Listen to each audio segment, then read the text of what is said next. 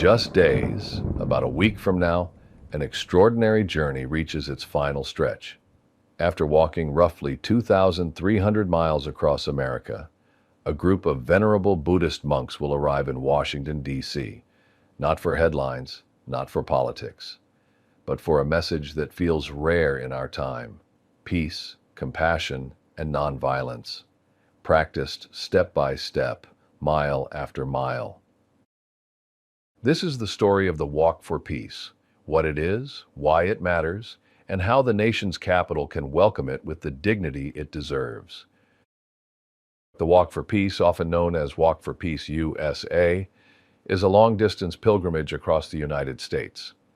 The monks began their journey in Fort Worth, Texas, and have been walking day after day toward Washington, D.C., sharing a simple idea. Peace is not only something we wish for, it's something we practice. Along the way, they've moved through towns and cities, across open highways and quiet neighborhoods, and in place after place, something remarkable has happened.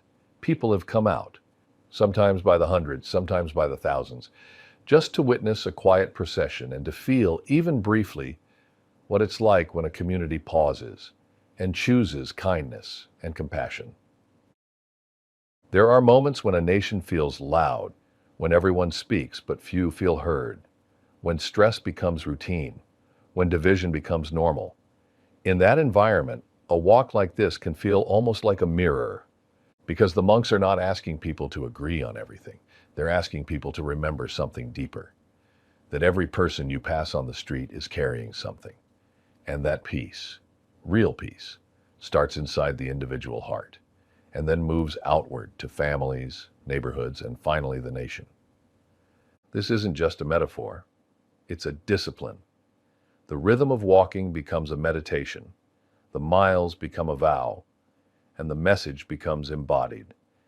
If they can keep walking through heat, rain, and winter cold, then maybe we can keep trying to be human toward one another. What makes this journey powerful isn't only the distance, it's what happens in between. A lunch stop where strangers stand side by side, a brief conversation in a parking lot, a family offering warm drinks, a child handing over a handmade bracelet, a moment of silence that feels louder than an argument. There's no stadium, no spotlight. Yet people show up anyway, because something about a peaceful presence moving through a community reminds us who we can be. Now, the Walk for Peace is approaching its final stretch. In about 7 to 9 days, the monks are expected to arrive in Washington, D.C. And that matters, because D.C. is not just a city, it's a symbol. It's where decisions are made, where tensions rise, where history is argued and re-argued every day. So what does it mean when a long pilgrimage of peace arrives there? It means the capital will be asked, quietly, respectfully, to make room for something that doesn't fit into sound bites. A reminder that leadership is not only about power, but about conscience. Not only about winning, but about healing. A welcome doesn't have to be complicated. It just has to be sincere. If you're in the D.C. area and you plan to greet the monks, here are a few ways to show respect and help keep the moment peaceful. First, bring calm energy. Keep voices soft. Let the atmosphere do what it does best. Slow people down. Second, be mindful of space. The monks have walked thousands of miles. Give them room to move, to rest, and to breathe. Third, offer kindness without expectation.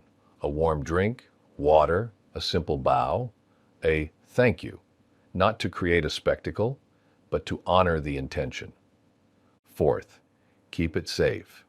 If you're along roads or gathering points, follow local guidance, stay out of traffic, and look after children and elders. And finally, take the message home. The real welcome isn't just in D.C., it's what happens after D.C., when you return to your daily life and decide to practice peace where it's hardest. In your home, in your workplace, in your online conversations, and in the way you treat strangers. There's something profound about arriving on foot. In a world of instant everything, instant replies, instant outrage, instant judgment, Walking is slow. Walking is honest. Walking doesn't let you skip the hard parts. So when the monks reach Washington, D.C., their arrival will carry a message beyond words, that peace is built the same way the journey was completed, one step at a time. And if you're watching this from anywhere in the country, you are still part of that moment. Because peace doesn't require permission, it requires practice. If you want to honor this walk, choose one small action today.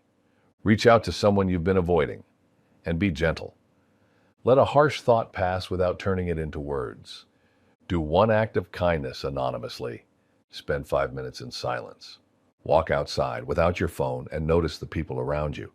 Because the walk was never only about reaching the capital, it was about reminding us that every day is a chance to begin again. In 7 to 9 days, Washington, D.C. will welcome venerable monks who have carried a message across the length of the country, quietly, steadily, and with compassion. And when they arrive, the question won't be whether the world has become peaceful overnight. The question will be simpler, more personal. What will you do with the peace they carried to your doorstep?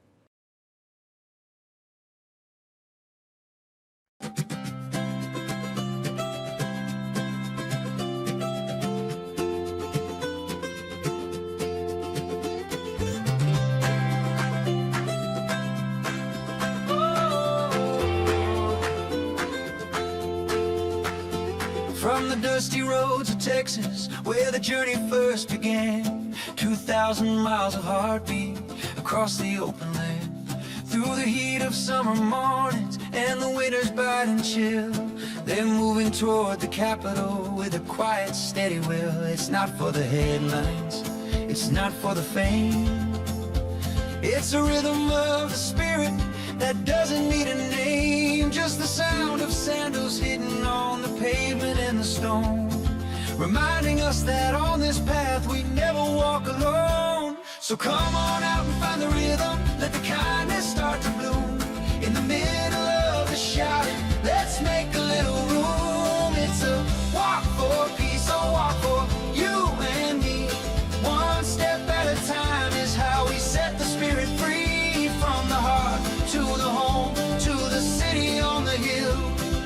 If we walk together, the world is standing still. Yeah, we're walking for peace, step by step, walking for love, breath by breath.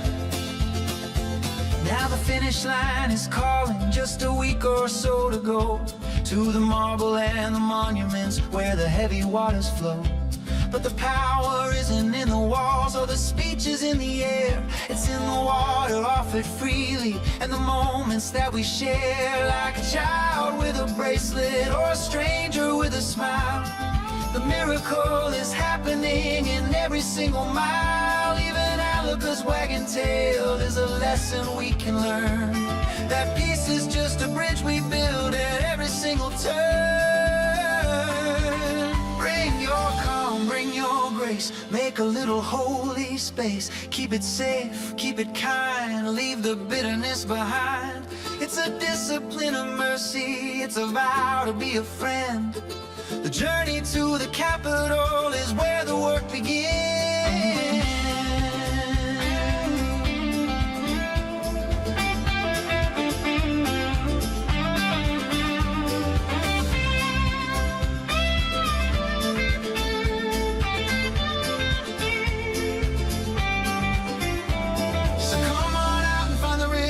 Let the kindness start to bloom. In the middle of the shouting, let's make a little room. It's a walk for peace, a walk for you and me.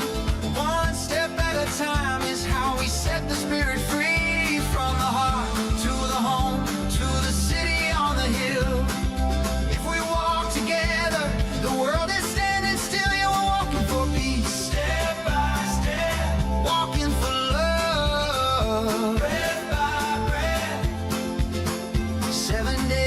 9 days, the time is drawing near to welcome in the compassion and to wash away the fear. What will you do when peace is at your door?